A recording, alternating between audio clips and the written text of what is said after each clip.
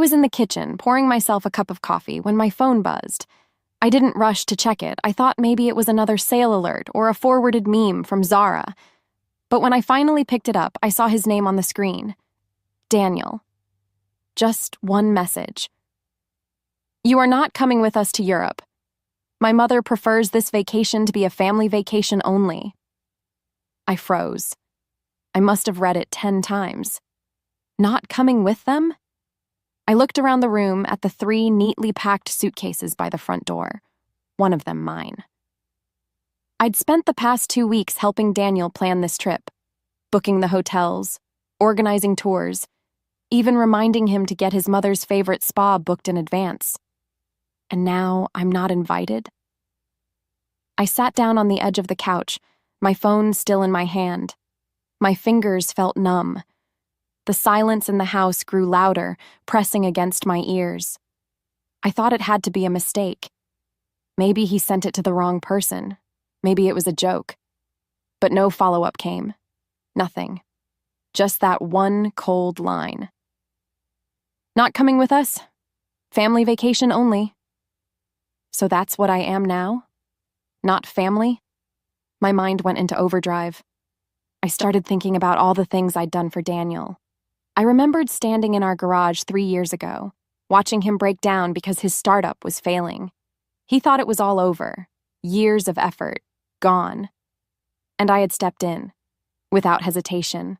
I had taken the $700,000 my father left me when he passed and wired it straight to Daniel's account. I didn't ask for a contract. I didn't ask for shares. I just believed in him, because that's what you do for family. But apparently, I wasn't his. I stood up and walked into his office. Everything in there had been bought with the money I gave him. The custom leather chairs, the framed map of the world with pins on all his business trip destinations, even the espresso machine he loved bragging about. Every inch of it whispered, "Sophie built this." And now I was being told to stay behind like some forgotten assistant. I opened our group chat with his mom and his sister. Sure enough, messages had been flying around for days, photos of packed bags, nail appointment selfies, jokes about matching outfits. Not once had they mentioned anything about me not coming. They just acted like I never existed. And Daniel? He didn't even have the decency to speak to me in person. Just a text message. I set my phone down and walked upstairs. Our bedroom was spotless. I had even laid out his passport and tickets on the dresser last night, for both of us. Stupid me. I sat on the edge of the bed and stared at the carpet. For a while, I didn't cry. I just sat there, feeling everything and nothing at the same time. My heart was heavy, like it was sitting in a bucket of wet cement. Then, slowly, something inside me shifted. I started thinking about everything I had given up. My dream of starting a bakery? Gone. I had put that money into Daniel's dream instead. My weekends? Spent working on his marketing plan. My voice? Pushed aside every time his mother made a snide comment and he told me to just ignore it. And now they were flying off to Europe without me, to my dream vacation, while I sat here like a maid they forgot to fire. No, I wasn't going to cry. I stood up and looked at my reflection in the mirror. My eyes were dry, but there was something else in them. A quiet storm building. If I wasn't family enough to go on this trip, then maybe I wasn't family enough to keep helping them live in comfort either. Maybe it was time I reminded Daniel who built this house, and what happens when the builder walks away. I wish I could say the text was the first red flag, but deep down, it wasn't. The truth is, the cracks had been forming for a while. I just kept ignoring them, hoping if I smiled hard enough, cooked enough dinners, or stayed out of the way, things would smooth themselves over. But that trip, that Europe trip, that was my idea. I had brought it up 6 months ago. A surprise vacation for Daniel after his business hit a new milestone. He'd worked hard, and I thought we both deserved something special. a reward for everything we'd sacrificed. At first, he was excited. We talked about Italy, Greece, and maybe even a stop in France. I remember the way his eyes lit up when I said we could ride a gondola in Venice. I imagined us walking cobbled streets, eating fresh pastries, laughing like we used to. And then his mother found out. At first, it was just subtle. "Oh, that sounds lovely. I've always wanted to see the Amalfi Coast," she said during a family dinner. I didn't mind. I even suggested we invite her. Then came his sister. Same thing. Soon, the trip I had planned for 2 became a group tour for 5, then 6. Suddenly, I was being asked to move my schedule around to make it easier for everyone else. I was told not to book the hotels yet, that Evelyn, Daniel's mom, had better taste. Every decision started to go through her. And Daniel? He said nothing. At first, I brushed it off. I told myself it was just a vacation, that it didn't matter who picked the hotel or the flight. I told myself I'd still have fun because I'd be with my husband. But things only got worse. I started getting left out of conversations. They made a new group chat, and I wasn't added to it. Zara showed me screenshots that Daniel's sister accidentally sent her. Dinner plans being made for the family, spa days booked, excursions scheduled, all without me. I asked Daniel about it once. He shrugged and said, "It's just easier to plan without too many voices." Too many voices? I was the one who started the whole idea. Still, I bit my tongue. I didn't want to cause drama. I didn't want to give Evelyn more reasons to say I was being overly sensitive. I told myself once we were on the trip, things would feel better. But deep down, I started noticing the pattern. Evelyn never liked me. From the day I married Daniel, she treated me like I had stolen something from her, like I wasn't good enough for her precious boy. Too independent, too opinionated. She once told me, to my face, that I wasn't the kind of woman who makes a man feel needed. Daniel laughed when she said it. Laughed. And now, here we were, me sitting at home with my passport and suitcase ready. Them on a plane to Europe, sipping champagne and smiling for the camera. I wasn't invited because Evelyn didn't want me there. That's the truth. And Daniel, the man I gave everything to, didn't fight for me. He didn't even tell me to my face. He just sent a message and walked out the door. That was the moment I stopped pretending. The moment I stopped defending their behavior in my head. The moment I saw it all for what it really was.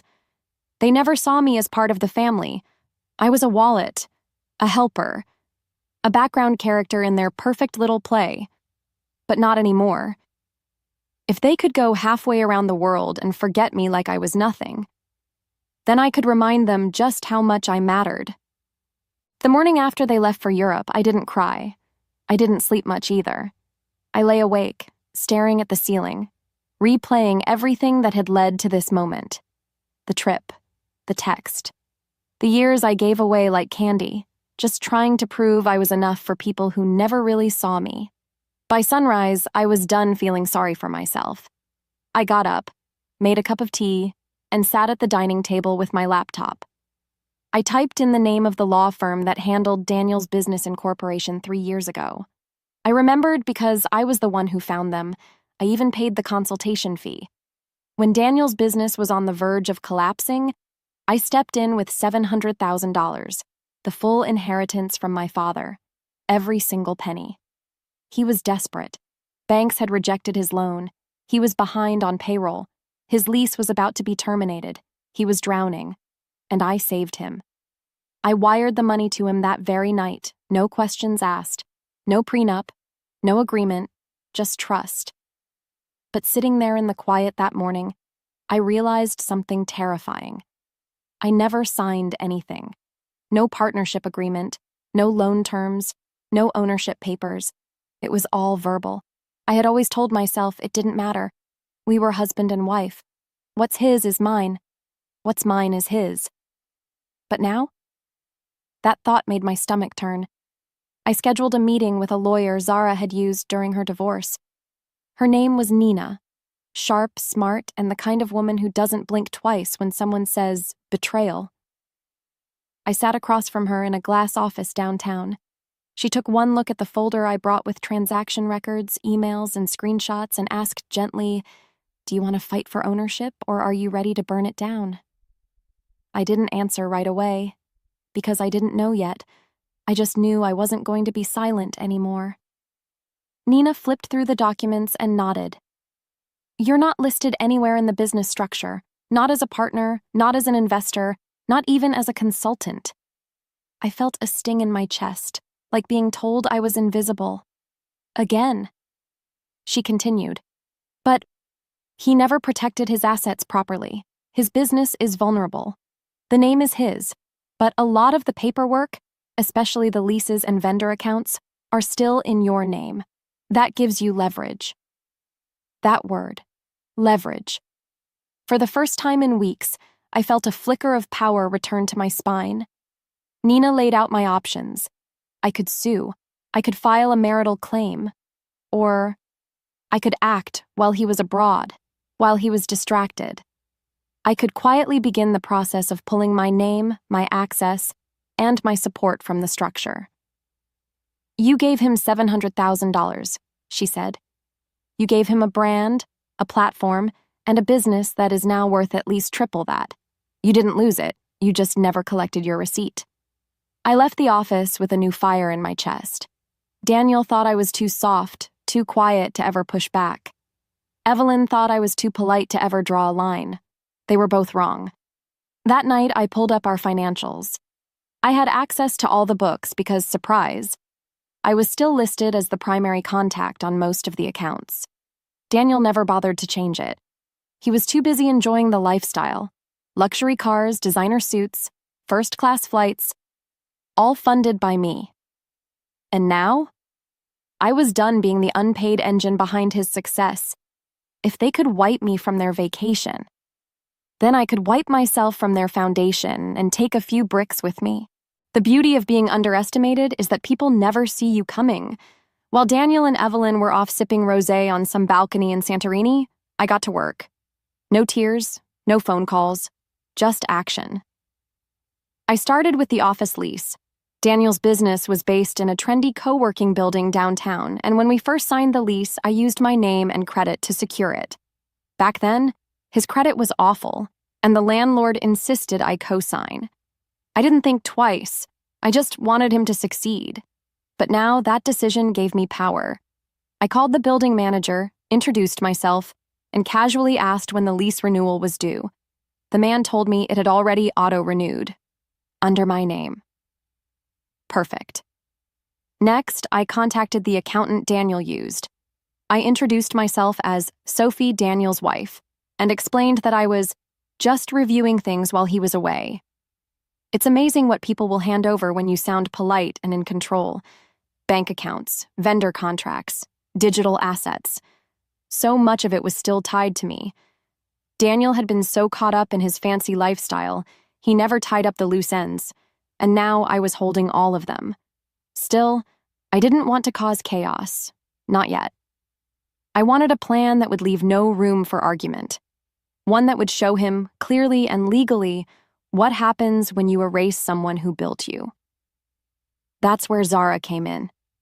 She showed up at my house with 2 iced coffees and her laptop, wearing a t-shirt that said, "Plotting in progress." We sat at the dining table like 2 women on a mission. Zara handled the business side. She found a broker who could help evaluate and quietly sell off assets. She helped me freeze any company card I was attached to, and she suggested something I hadn't even considered. Why not rent the house? At first, I blinked. Our house? She nodded. It's yours too, and while he's gone, you can legally lease it short-term. Make a little money, clean the energy, maybe even throw a party. I laughed, until I realized she was serious, so we listed it. I posted professional photos, cleaned everything up, and put it on a luxury vacation rental site. I set the calendar for 1 week only. The exact dates Daniel and his family were scheduled to return. Within 2 days, it was booked. A group of young tech entrepreneurs from out of state. They paid extra for full use of the home, including the backyard, the grill, and the Bluetooth sound system. They even requested a fridge full of champagne. I said yes to everything. Meanwhile, I was still working with Nina, my lawyer. She filed paperwork to separate my name from Daniel's business debts while quietly redirecting my remaining share of the assets. I was done being his silent investor. From now on, I'd rather watch it all go up in smoke than sit in the shadows. And all the while, Daniel kept posting pictures, smiling with Evelyn, matching linen outfits, wine tastings, sunset views. Not one message to me, not even a check-in. They thought I was home knitting or crying or scrolling through their pictures in a puddle of self-pity. But I wasn't. I was preparing the stage. Every corner of our life that I had helped build, I was slowly and carefully untangling myself from it, taking back what was mine, not with fire, not with screaming, just quiet, careful steps. So when they finally came home, they would walk into something that looked like our house, but no longer belonged to them. And then they'd realize what it feels like to be erased. It all came together faster than I expected. By the 5th day of their trip, every piece was in motion. The business broker had already found 2 interested buyers for Daniel's company, one local investor and one corporate travel group. Both had made offers. I accepted the higher one. That morning, I signed the final transfer documents and watched as the buyer's wire came through. Just like that, the business Daniel once begged me to save was no longer his. And the best part? He had no clue. I didn't tell him. I didn't warn him. I didn't even leave a note. Because if he could text me that I wasn't part of the family, then he didn't deserve explanations. He deserved silence. The same silence he gave me when they boarded that plane. But the business was only half the plan. The house. That was the fun part. Zara and I spent the entire afternoon prepping it. The young tech guys who rented it were already in town, and one of them messaged me asking if it was okay to invite a few people over. I smiled at the screen and typed, "Sure, go all out. It's your home for the week." They took that literally. By 7 p.m., music echoed through the neighborhood. Colored lights flickered through the windows. Cars lined the street, and someone brought in a karaoke machine. Zara and I watched from across the street in her car, sipping cold sodas like undercover agents. "Are you nervous?" she asked. I shook my head. I'm done being nervous. Inside the house, strangers danced in the living room. The same living room Evelyn once told me I decorated like a middle-class hotel. A girl in glitter heels stood exactly where Daniel had once told me to lower my voice in front of his mother. I watched 2 people take selfies in the kitchen. The same kitchen where I'd cooked 3-course meals for people who never once said thank you. Now it belonged to someone else. And not one thing was broken. Nothing was trashed. It was just full of life, energy, joy. Everything it hadn't had in years. As the night went on, I walked across the street, stepped into the front yard, and smiled at the music pouring from my former home. One of the renters, Kenny, the guy who booked it, waved at me from the porch. "You, Sophie?" he asked. "I am." "Place is amazing. You sure you don't mind the party?" "Not at all," I said. "I think it's exactly what this house needed." He grinned. "You're welcome to join." I smiled, thanked him, and stepped back onto the sidewalk. No need. I didn't need to be in the middle of the crowd. I had already won. Later that night, I got one final alert on my phone. Daniel used my credit card. Again. A private driver in Prague. Cost? $540. I logged into the bank app and hit disable. Then I scrolled through and closed every account tied to my name. Credit cards, subscriptions, cell phone line. Gone. I stood outside, took one deep breath, and looked at the house. The people inside had no idea who Daniel or Evelyn were. They didn't care. That was the point. This was no longer their world. It wasn't mine either. Not anymore. It was just a beautiful, empty shell that I had finally stopped filling for other people. They came back 2 days early. I wasn't expecting that. Daniel's sister posted something on Instagram about a canceled return flight. Within hours, they'd rebooked and were headed home. But it didn't matter. The house was still rented. And the business? Long gone. Selling the business had been easier than I imagined. You see, Daniel never formalized the ownership structure. He always talked big, called himself CEO, posted leadership quotes, wore expensive suits, but legally, the business was a mess. He had formed the company using a basic LLC, and though the name was under his, the accounts, lease agreements, vendor contracts, and digital platforms were all under my name. Because in the beginning, he had no credit, no reputation, no funding, just my money, my resources, my trust.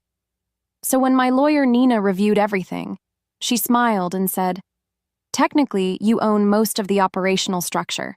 If you pull out, it collapses." And that's exactly what I did. I contacted the corporate travel firm Nina introduced me to. They'd been looking to expand into Daniel's niche, luxury travel concierge, and were eager to acquire everything: the client list, website, booking systems, vendor relationships, all of it. I made one simple offer: buy the whole system, leave the name, take the engine. The offer came fast. I signed the deal under my own name.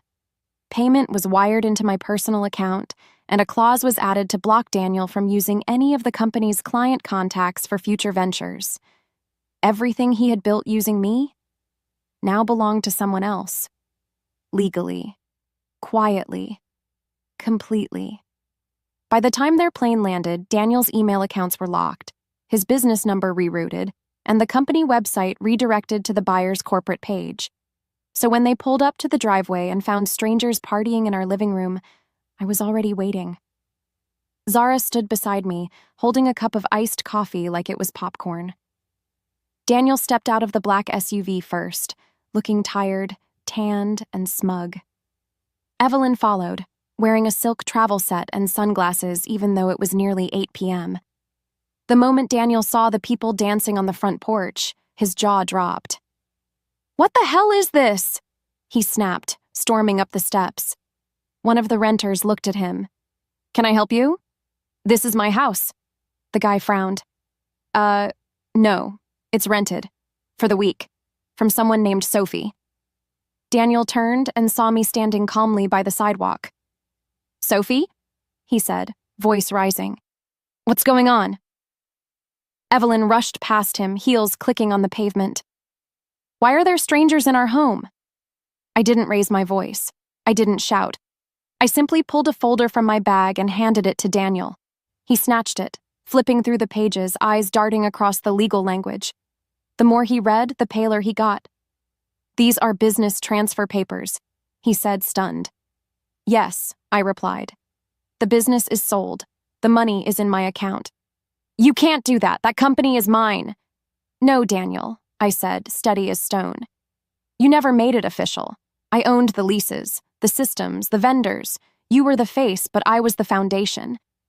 He opened his mouth, but I cut him off. "You excluded me from your life, your family, your vacation. And now you're learning what happens when you exclude the person who built everything." Evelyn let out a dramatic gasp. "You're punishing him for a misunderstanding? This is cruel." I turned to her. "No, Evelyn. What was cruel was pretending I wasn't family after everything I gave up to support your son." She looked ready to argue, but I didn't give her the chance. I handed Daniel one more piece of paper. "This is the rental agreement. The house is legally leased for the next 4 days. You are not allowed inside." He blinked. "You're kicking us out?" "No, I'm just giving you what you wanted," I said. "A vacation with your family, without me." Then I turned around, took Zara's arm, and walked away. Behind me, the music played louder, and Daniel stood frozen, holding paperwork that told him everything he had was gone. It's funny how fast people change their tone when they realize you're no longer under their control. The day after Daniel came home to find strangers partying in the house, he called me 6 times. I didn't answer. The seventh time, he left a voicemail. His voice was shaking, not angry, begging. "Sophie, please. We need to talk. Just us. Can we fix this?" Fix what, exactly? The marriage? The business he forgot was built on my back? The lie he told when he said his mother wanted a family-only vacation, as if I wasn't the woman who stood beside him when he had nothing? No. Some things break so quietly you don't even hear the snap until it's too late. I gave him more than money. I gave him my loyalty, my silence, my weekends, my identity. And he repaid me with a single sentence. "You are not coming. My mother wants it to be family only." That sentence kept echoing in my head. So I gave them what they wanted, a family vacation without me. And when they came back, I showed them what that really meant. I met with my lawyer again that week and filed for separation. Not out of spite, but because I was done. Done shrinking. Done forgiving without change. Done holding up the life they claimed as theirs while I was pushed further and further out of the frame. Daniel tried everything. He sent flowers, left long, teary voicemails, even begged Zara to talk some sense into me. But Zara, she just told him the truth. "You kicked out the one person who built the house, and now you're locked outside." When the rental period ended, I didn't move back in. I had already signed a short-term lease on a beautiful high-rise apartment downtown. Big windows, quiet mornings, my own space for the first time in years. The house? I put it back on the rental market. Premium rates only. Long weekends booked months in advance. I used the proceeds to finally open that bakery I had always dreamed of. It wasn't fancy, just a cozy little spot tucked on a corner street. I named it Sophie's Place. People came in for the pastries, but they stayed for the peace. One afternoon, while decorating the display case, I got a text from Zara. It was a photo. Daniel and Evelyn standing outside the house, suitcases by their feet. The caption? "Looks like someone forgot to book a hotel. Again." I smiled. They still didn't get it. This wasn't revenge. This was clarity. This was me stepping out of the role they boxed me into. The helper, the nice one, the invisible one. Now, I wasn't invisible. I was gone. A week later, Daniel showed up at my bakery. He looked different, tired, thinner, nervous. He stood across the counter like a stranger. "I just wanted to say I'm sorry," he said quietly. I thought you'd always be there." I nodded. "That's the thing, Daniel. I was always there, until you made it clear I wasn't wanted." He swallowed hard. "Can we ever go back?" I looked around at the shelves of fresh-baked bread, the soft music playing, the customers smiling. "No," I said gently, "but I'm not angry anymore. I'm just free." He didn't argue. He just stood there for a few more seconds, then turned and left. Zara walked in right after. She caught the end of it and grinned. "You okay?" I nodded. For the first time in a long time. We sat by the window, two old friends sharing quiet joy. I used to think losing everything would destroy me. But the truth is, walking away from people who never saw your worth, that's when you start to live. I was in the kitchen, pouring myself a cup of coffee, when my phone buzzed.